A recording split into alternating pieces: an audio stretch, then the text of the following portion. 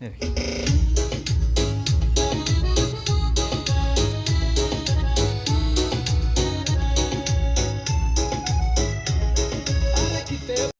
नमस्कार दोस्तों, कैसे हैं आप सब। आप सभी का स्वागत है हमारे YouTube चैनल पर। और आज की कहानी है मम्मी घर क्यों नहीं आती। आशा करता हूं आप सभी खुश होंगे। तो आज की कहानी शुरू करने से पहले जो चैनल पर नए आए हैं, जिसने चैनल को सब्सक्राइब नहीं किया है, तो जल्दी से चैनल को सब्सक्राइब करें और घंटी का बटन दबाकर ऑल का आइकन जरूर प्रेस करें, ताकि हमारी कहानियों की नोटिफिकेशन आप तक सबसे पहले पहुँचे और आप हमारी कहानियों का आनंद उठा सकें। तो दोस्तों, तो चलिए शुरू करते हैं आज की एक और बेहतरीन कहानी।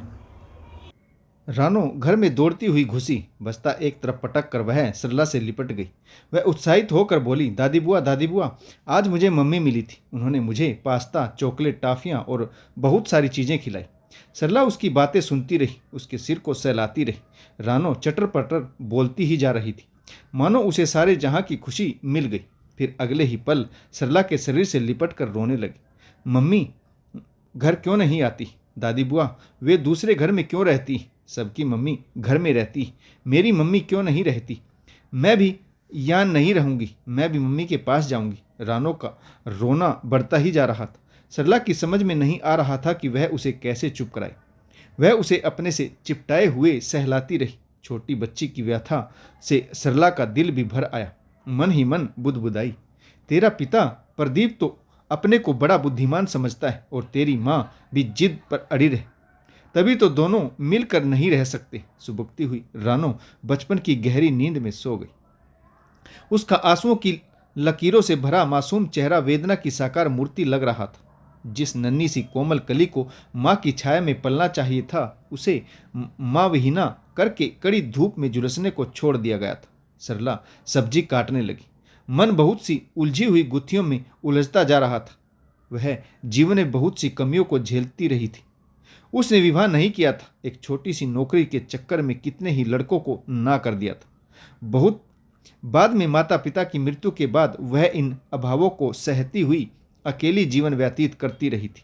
परंतु नंदा को तो सब कुछ मिला था, एक स्वस्थ सुंदर पति तथा फूल सी प्यारी बिटिया।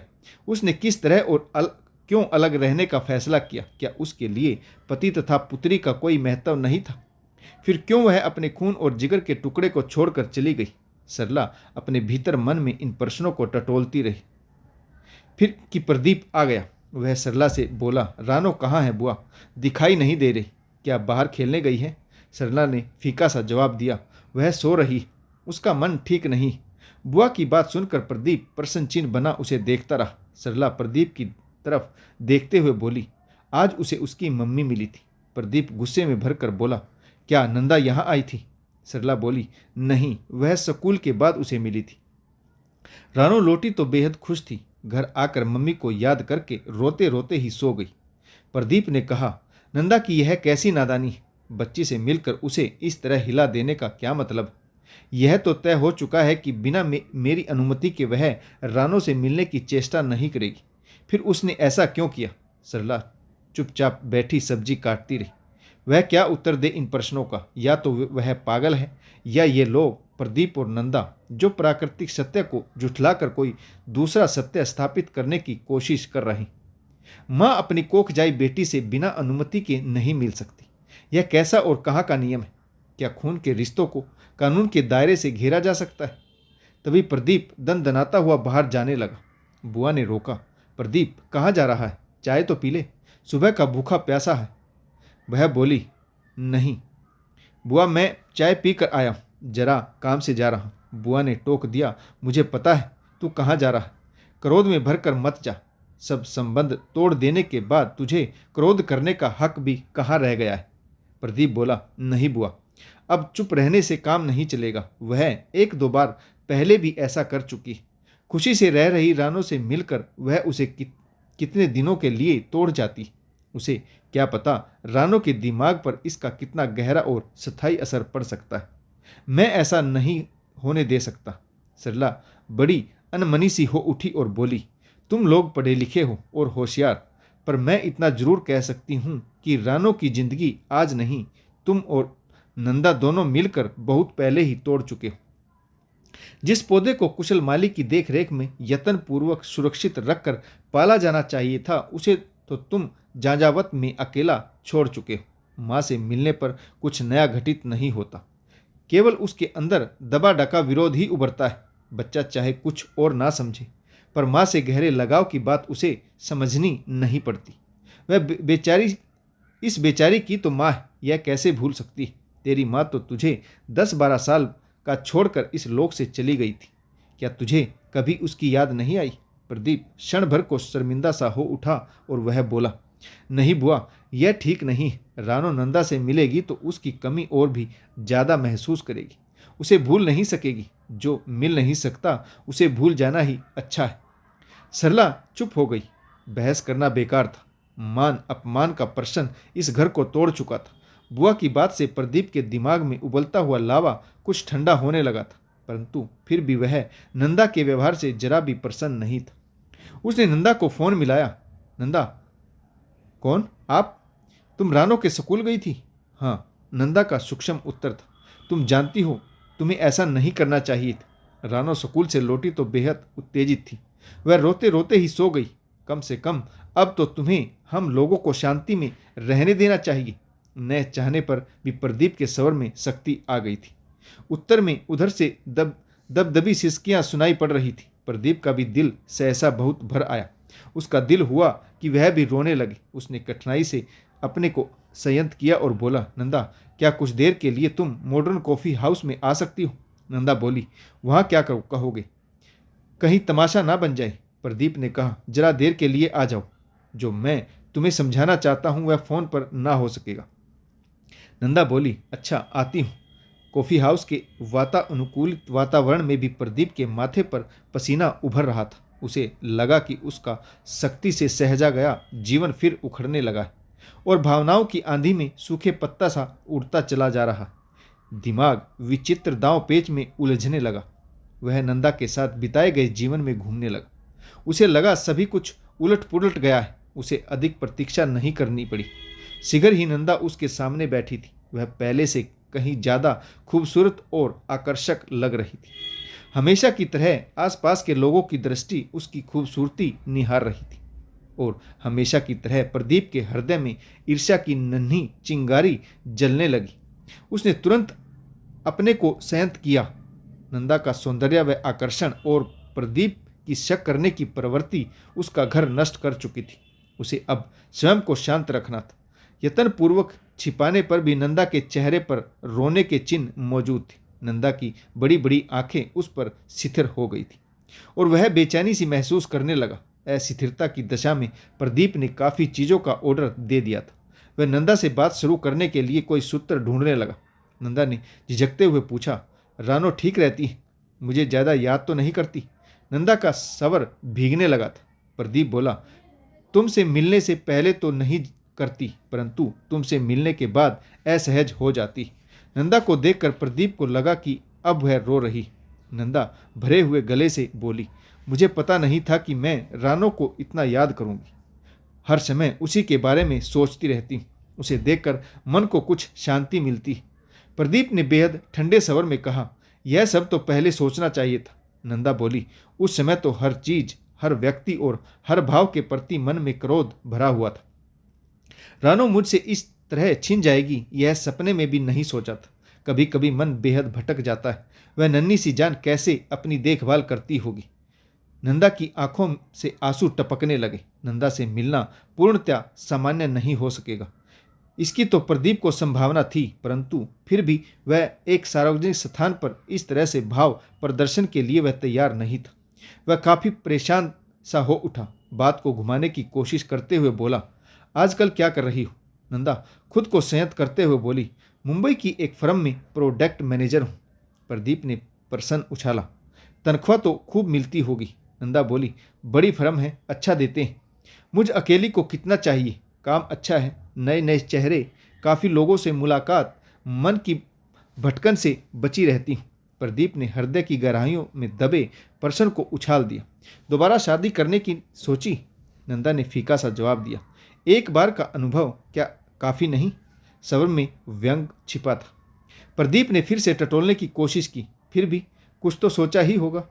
तुम अभी जवान हो, खूबसूरत भी हो, कुछ समय बाद यह स्थिति नहीं रहेगी। अभी लोग तुम्हारी ओर आकर्षित तो होते ही होंगे। प्रदीप अपनी बात पर अड़ा रहा। न चाहने पर भी ईर्ष्या की बेमालूम चिंगारी हवा फैलने लगी। नंदा उदास सी हंसी हंस दी।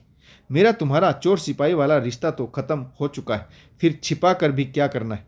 मैं स्वयं किसी की तरफ आकर्षित नहीं हूँ, पर मेरे चारों ओर घूमने वालों की कमी नहीं। जैसा कि तुमने कहा, मैं अभी खूबसूरत भी हूँ और जवान भी। प्रदीप बोला, शादी के पैगाम भी आते होंगे। नंदा नैपकिन को खोल लपेट रही थी।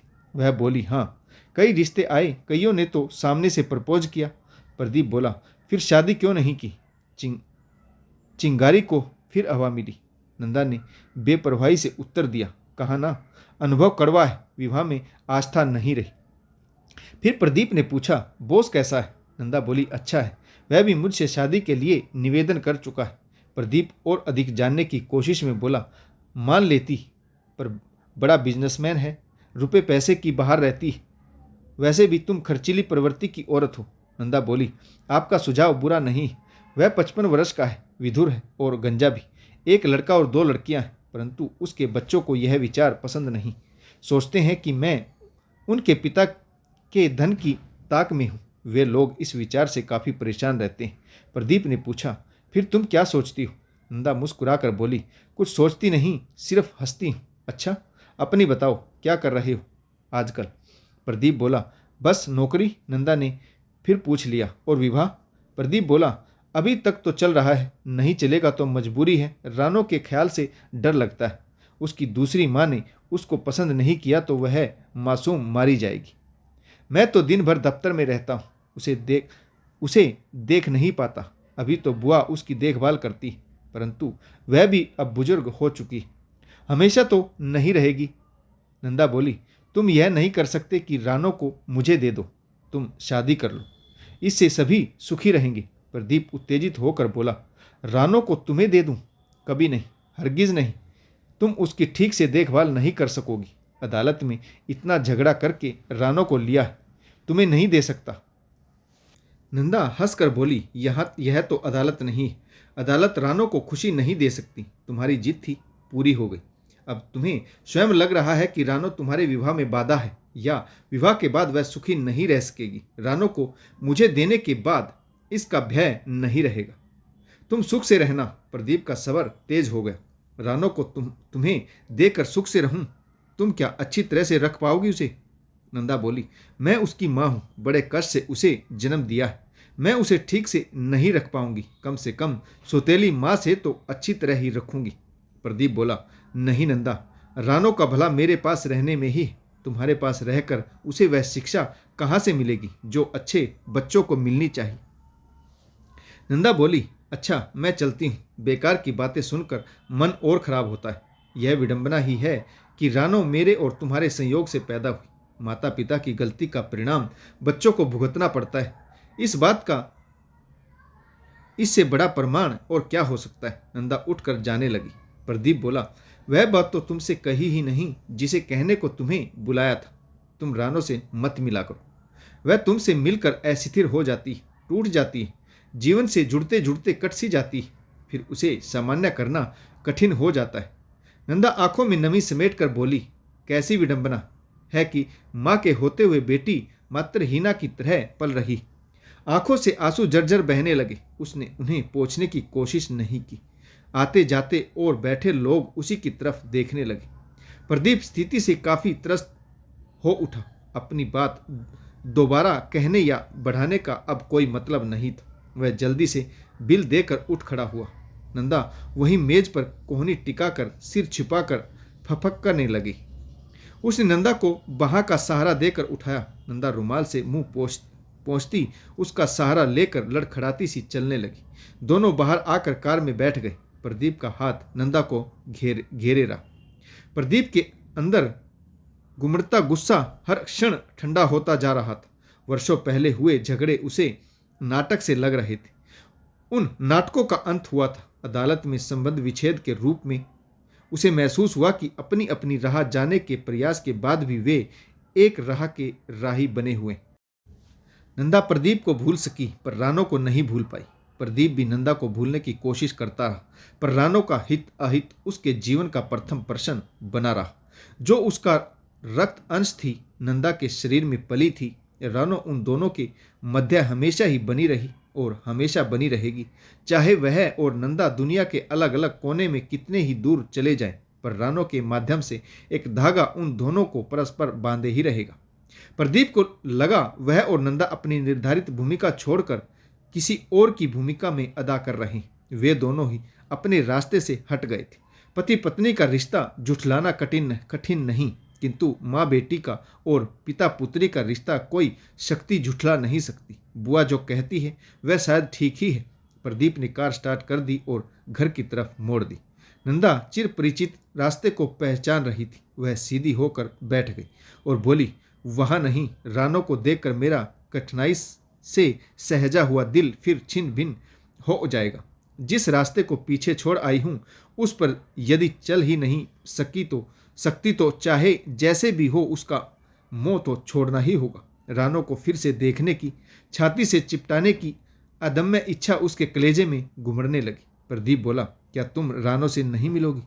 वह तुम्हें याद करती है, रोते रोते सो गई। जागने पर तुम्हें देखेगी तो कितनी खुश होगी।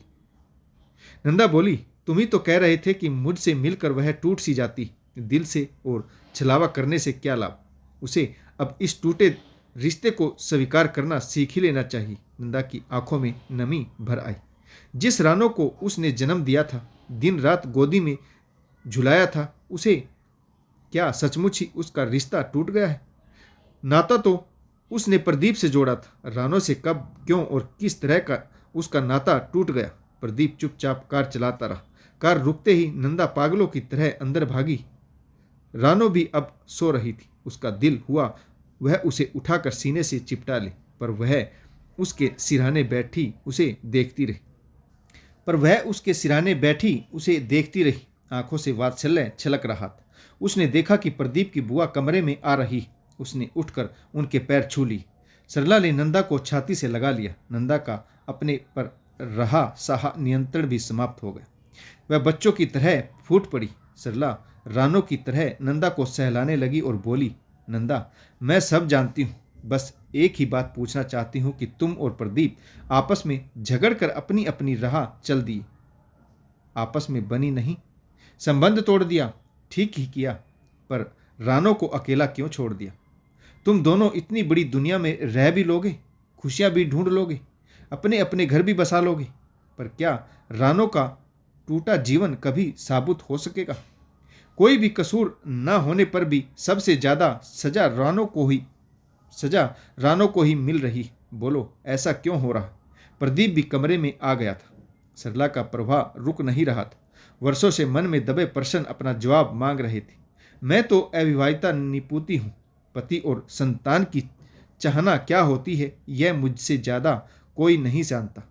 तुम लोग रुपये पैसे को संभाल कर बटुए और तिजोरी में रखते हो, पर एक अमूल्य जीवन को पैरों तले रौंद रहे हो। रानो अभी एक अविकसित मुरझाई कली, बड़ी होने पर वह सिर्फ एक अविकसित मुरझाया फूल बनकर रह जाएगी। तुम लोगों ने अपने मान अपमान और एम पूर्ति के चक्कर में रानो को जीवन को मिलते प्रकाश और हवा के रास्ते क्यों बंद कर दिए? क्यों उस नन्हे से जीवन को दम घोट घोट कर मार रहे हो? यदि तुम दोनों जो वयस्क और समझदार हो परस्पर समझौता नहीं कर सकते, तो ना समझ रानो की जिंदगी से किस सतर पर समझौता करने की अपेक्षा करते हो? प्रदीप और नंदा दोनों अपराधी से सिर झुकाए खड़े थे। बुआ प्रदीप से बोली, प्रदीप, क्या तू अपनी जिद नहीं छोड़ सकता? बहू, तुम ही क्या अपने मान अपमान के प्रश्न को नहीं पी सकती? तुम लोग जो अपने जीवन जी चुके हो, रानो के जीवन और खुशियों की बलि क्यों ले रहे हो? क्या तुम उसे जीने का मौका नहीं दे सकते? सरला को लगा कि वह सहसा बहुत थक चुकी और अपनी बात उन तक पहुंचाने में असमर्थ है। उन्होंने अंतिम प्रयास किया, प्रदीप और बहू, क्या तुम लोग फिर से एक साथ नया जीवन नहीं शुरू कर सकते? पुरानी गलतियों को भूलकर नए सिरे से तरीके से अपने लिए न सही रानो के लिए क्या यह टूटा घर फिर से साबुत नहीं बनाया जा सकता? ऐसा घर जहां रानो प्रसन्न रह सके, संपूर्ण जीवन जी सके, सरला धीरे धीरे कमरे से बाहर चली गई। प्रदीप और नंदा सोती हुई रानो को देख रहे थे। उन्हें महसूस हुआ कि एक अदृश्य धागा अपने में लपेट कर नए रिश्ते में बांध रहा है। सहसा लगा कि नन्ही रानो के जीवन का प्रश्न बहुत बड़ा है और उन दोनों के आपसी रिश्ते उसके आगे बिल्कुल तुच्छ नागण्य होकर रह गए।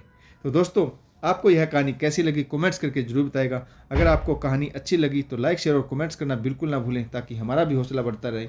तो कहानी पढ़ने के लिए आप सभी का बहुत बहुत धन्यवाद। जय हिंद, वंदे मातरम, भारत माता की जय, जय जवान और जय किसान।